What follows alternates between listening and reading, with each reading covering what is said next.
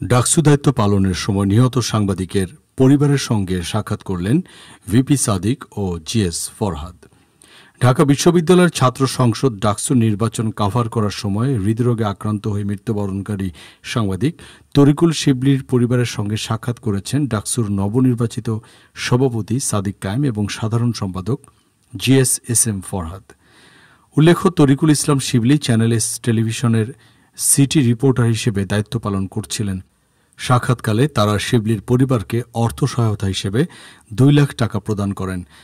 ফরহাদ ফেসবুকে বিষয়টি নিশ্চিত করে জানান, ছাত্র শিবির ও ডাকসুর পক্ষ থেকে পরিবারের পাশে থাকার লক্ষ্যেই এই সহায়তা উদ্যোগ নেওয়া হয়েছে। সাংবাদিক শিবলি 2 সন্তান রেখে গেছেন। তাদের একজনের বয়স 4 বছর, নাম আয়াত, আরেকজন 1.5 বছর বয়সী আজমিন। শিবির নেতৃবৃন্দ নিহত রুহের মাগফিরাত কামনা করেন এবং পরিবারকে মানসিক সহায়তা প্রদান করেন। তারা জানান, ভবিষ্যতেও প্রয়োজনে পরিবারের পাশে থাকবে সংগঠনটি। এছাড়া সাংবাদিক শিবলির ত্যাগ ও দায়বদ্ধতা ভবিষ্যতের প্রজন্মের জন্য অনুপ্রেরণা হিসেবে থাকবে বলে আশা প্রকাশ করা হয়।